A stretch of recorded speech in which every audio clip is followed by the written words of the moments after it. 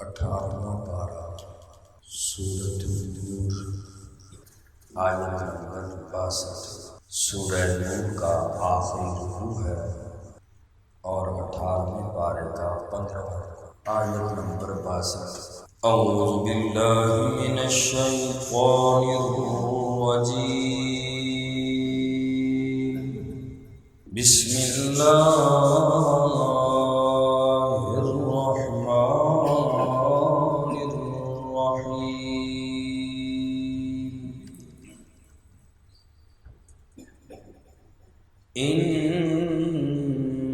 انما المؤمنون الذين آمنوا بالله انما المؤمنون بے شک ایمان والے وہ ہیں الذين آمنوا بالله ورسوله، وہ لوگ کہ جو ایمان لائے اللہ اور اس کے رسول پر۔ وَإِذَا كَانُوا مَعَهُ عَلَىٰ أَمْرٍ جَامِعٍ، اور جب ہوتے ہیں وہ رسول اللہ صلی اللہ علیہ وسلم کے ساتھ عَلَىٰ أَمْرٍ جامع، کسی اجتماعی معاملے پر، لم يدعوا حتى يستأذنوا، وہ نہیں جاتے یہاں تک کہ وہ اجازت لے لیں۔ ان الذين يستأذنونك، بے شک وہ لوگ جو اجازت مانگتے ہیں آپ سے، اولئک الذین یؤمنون باللہ ورسولہ، یہی وہ لوگ ہیں جو اللہ اور اس کے رسول پر ایمان لاتے ہیں۔ سورہ نور کا یہ آخری رکوع ہے اور اس آخری رکوع میں صرف 3 آیت مبارکہ ہے، اور ان آیات میں خالص جماعتی زندگی سے متعلق احکامات بیان کیے گئے۔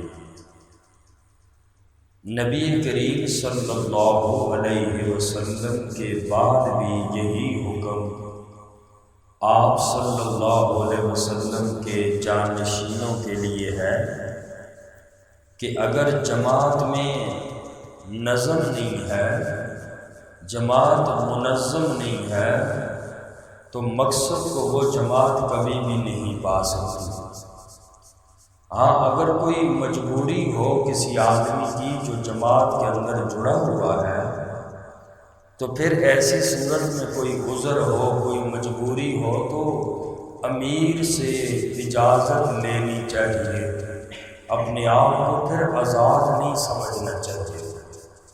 اگر وہ امیر مناسب سمجھے تو اس آدمی کو رخصت دے دے، اور اگر امیر نہ سمجھے تو مامور یہ نہ سمجھے کہ بھائی میں نے اجازت مانگ لیا اب جاؤں، یوں جماعتیں کبھی کامیاب نہیں ہوتی ہیں۔ تو اس آیت پاک میں بھی بعض دفعہ رسول اللہ صلی اللہ علیہ وسلم اہم کاموں کے لیے خاص لوگوں کو جمع فرماتے ہیں۔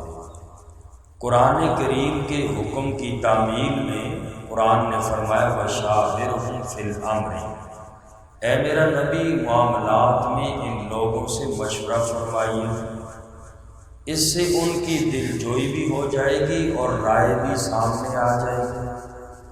تو بسا اوقات آقا علیہ الصلوۃ والسلام کی مجلس لمبی ہو جایا کرتی تھی، اور بعض حضرات بغیر اجازت کے چلے جاتے تھے۔ آقا علیہ السلام کی مجلس سے بغیر اجازت کے اٹھ کے نکل جاتے تھے، تو فرمایا اس طرح جانا مناسب نہیں تھا، کیونکہ پیغمبر نے تمہیں بلایا اور نبی پاک کا بلانا کوئی یہ معمولی بات نہیں ہے۔ حضرت علامہ آلوسی رحمہ اللہ نے لکھا کہ حضور علیہ السلام کی مجلس سے بغیر اجازت کے جانا حرام تھا۔ تو اس آیت پاک میں اسی بات کو بیان کیا گیا۔ فرمایا انما المؤمنون الذین آمنوا باللہ ورسولہ، بے شک ایمان والے تو وہ لوگ ہیں جو اللہ اور اس کے رسول پر ایمان لائے۔ وَإِذَا كَانُوا مَعَهُ عَلَىٰ أَمْرٍ جَامِعٍ، اور جب وہ رسول اللہ صلی اللہ علیہ وسلم کے ساتھ ہوتے ہیں کسی اجتماعی معاملے میں، لم يذهبوا، وہ ایمان والے لوگ نہیں اٹھ کے جاتے چاہے مجلس جتنی بھی لمبی ہو جائے، حتی یستأذنوا، یہاں تک کہ وہ اجازت لے لیں۔ یہ صحابہ کرام رضوان اللہ تعالیٰ علیہ مجمعین کی صفات کو اللہ نے قرآن میں بیان فرمایا۔ اگلی آیات میں اللہ کریم منافقوں کا بھی بیان فرمائیں گے۔ ان الذین یستأذنونک، بے شک وہ لوگ جو آپ سے اجازت مانگتے ہیں، اولئک الذین یؤمنون باللہ، یہی وہ لوگ ہیں جو ایمان رکھتے ہیں اللہ پر ورسولہ، اور اس کے رسول پر۔ فَإِذَا اسْتَأْذَنُوكَ لِبَعْضِ شَأْنِهِمْ، پس جب وہ اجازت مانگے آپ سے، لِبَعْضِ شَأْنِهِمْ، اپنے کسی ذاتی کام کے لیے۔ صحابہ کرام اگر آپ سے اجازت مانگتے ہیں کسی ذاتی کام کے لیے، مجبوری کے لیے، اے میرا پاک پیغمبر فَأَذَن، آپ اجازت دے دیجئے، لِمَن شِئْتَ مِنْهُمْ، ان میں سے جس کو چاہیں آپ اجازت دے دیں، اور اجازت کے ساتھ ساتھ فرمایا وَاسْتَغْفِرْ لَهُمُ اللَّهُ، اور بخشش مانگے ان کے لیے اللہ سے، ان اللہ غفور رحیم، بے شک اللہ تعالیٰ بخشنے والے مہربان ہیں۔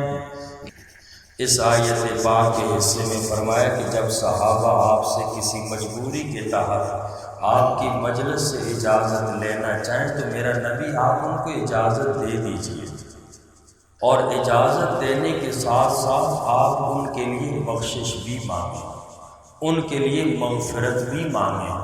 کیوں مغفرت کیوں مانگیں؟ اس لیے کہ اجازت مانگنے والا جس کام کے لیے گیا ہے یا تو وہ دنیا کا کوئی کام ہوگا، اور آپ صلی اللہ علیہ وسلم کی مجلس دینی امور کے متعلق ہے، تو اس نے دنیا کے کام کو دین کے کام پر ترجیح دی ہے، اور یہ گناہ ہے، اس لیے ان کے لیے میرا نبی آپ معافی مانگے۔ اور اگر بالفرض وہ آدمی دینی ہی کام کے لیے اٹھ کے اللہ کے نبی کی مجلس سے گیا تو پھر کوتاہی یہ ہوئی کہ آپ صلی اللہ علیہ وسلم کی مجلس میں بیٹھنا زیادہ اہم اور ضروری ہے، اس لیے میرا نبی اگرچہ وہ دین کے کام کے لیے بھی گیا ہو لیکن آپ نے بلایا، آپ کی مجلس میں آنا یہ زیادہ ضروری ہے، اس لیے جو مجبوری کے تحت بھی چلا گیا پھر بھی آپ وَاسْتَغْفِرْ لَهُمُ اللَّهُ، آپ اللہ سے ان کے لیے بخشش مانگیں۔ اور اگلی آیت پاک میں فرمایا لَا تَجْعَلُوا دُعَاءَ الرَّسُولِ بَيْنَكُمْ، نہ بناؤ تم رسول اللہ صلی اللہ علیہ وسلم کے بلانے کو، بَيْنَكُمْ اپنے درمیان، كَدُعَاءِ بَعْضِكُمْ بَعْضًا، جیسا کہ تمہارا ایک دوسرے کو بلانا، جب تم رسول اللہ صلی اللہ علیہ وسلم کو بلاؤ اس طرح نہ بلایا کرو جس طرح تم آپس میں ایک دوسرے کو بلاتے ہو، جیسے تم کہتے ہو یا خالد یا ابا بکر یا فلاں کہہ کر لوگوں کو آواز دیتے ہو۔ مطلب یہ کہ تم یا محمد کہہ کر نہ پکارا کرو، بلکہ میرے نبی کو ادب کے ساتھ پکارا کرو، القاب کے ساتھ پکارا کرو، میرے نبی کا نام نہ لیا کرو، یا رسول اللہ کہہ دیا کرو یا نبی اللہ کہہ دیا کرو، کیونکہ عرف میں خالی نام کے ساتھ یا تو بڑا چھوٹے کو بلاتا ہے یا ہم عمر آدمی بلاتا ہے۔ اگر چھوٹے بڑے کو نام کے ساتھ پکارنے تو یہ ایک قسم کی بے ادبی ہے اور توہین ہے، تو فرمایا میرے پیغمبر کو بھی بلانا ہو کدعاء بعضکم بعضا، ایک دوسرے کی طرح میرے پیغمبر کو نہ بلایا کرو۔ اور بعض مفسرین نے اس کی تشریح یوں فرمائی ہے کہ رسول اللہ صلی اللہ علیہ وسلم کا بلاوا یہ کوئی عام بات نہیں ہے۔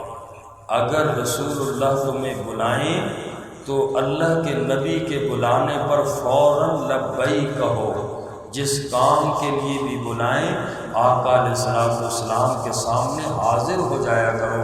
رسول اللہ صلی اللہ علیہ وسلم کا بلانا یہ کوئی عام بات نہیں ہے۔ رسول اللہ صلی اللہ علیہ وسلم اگر بلائیں کوئی نہ آئے تو وہ اپنے ایمان کی خیر منائے، بڑی گستاخی کی بات ہے اگر پیغمبر بلائے آدمی نہ آئے۔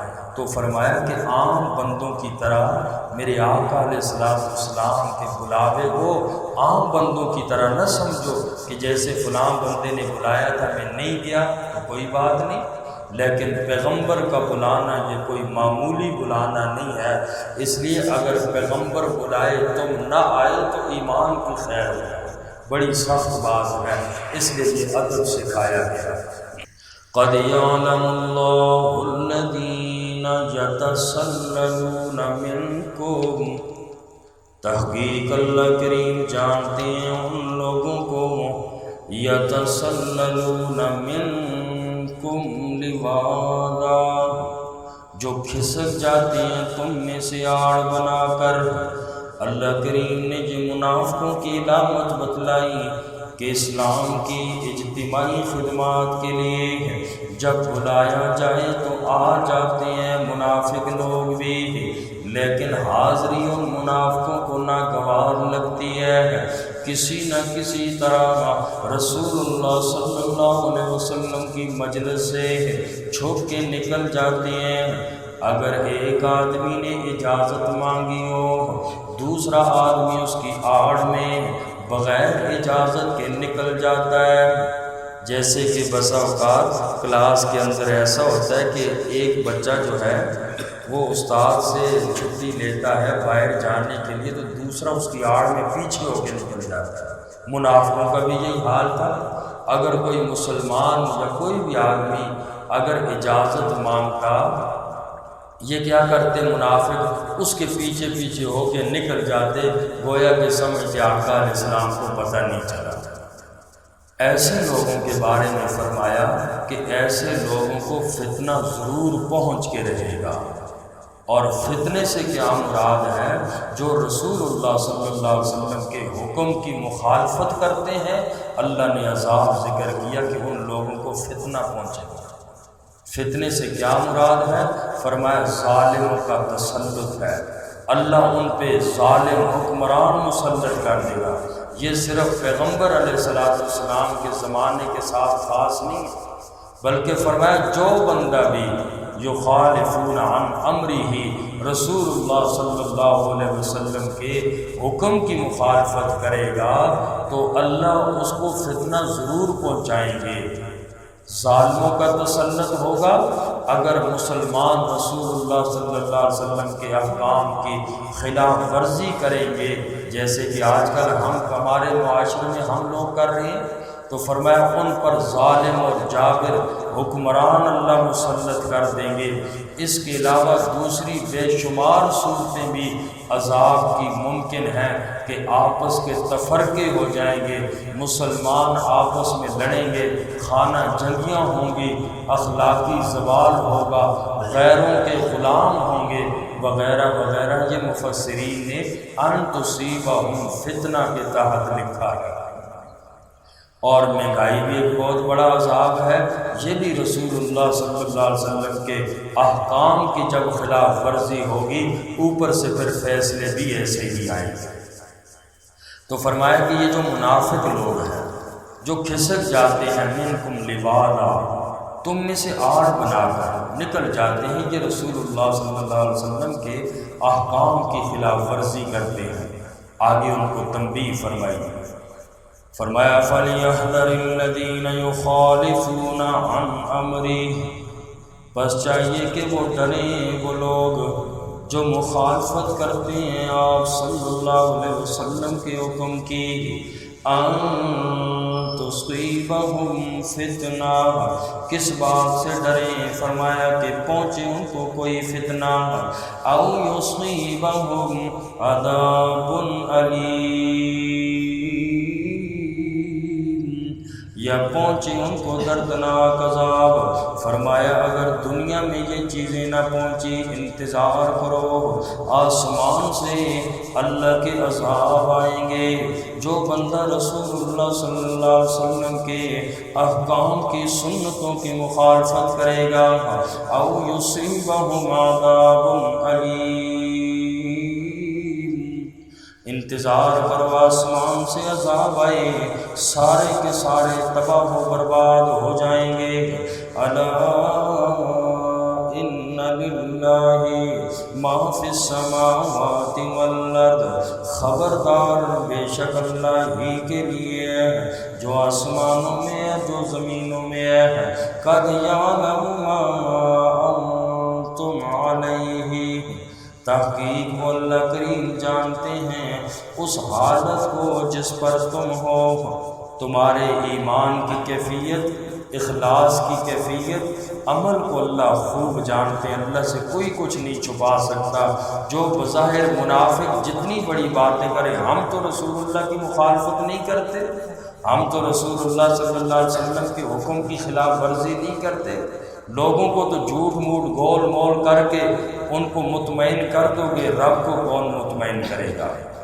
الا ان للہ ما فی السماوات والارض قد یعلم ما انتم علیہ، اللہ کریم تو جانتے ہیں اس حالت کو جس پر تم ہو، نیک ہو یا بد ہو، کافر ہو مسلمان ہو یا منافق ہو۔ وَيَوْمَ يُرْجَعُونَ إِلَيْهِ، اور جس دن لٹائے جائیں گے اللہ کی طرف، فَيُنَبِّئُهُم بِمَا عَمِلُوا، بس وہ خبر دے گا ان کو جو انہوں نے اعمال کیے۔ وَاللَّهُ بِكُلِّ شَيْءٍ عَلِيمٌ، اور اللہ تبارک و تعالی ہر چیز کو خوب جاننے والے ہیں۔ اللہ تعالی ہم سب کو عمل کی توفیق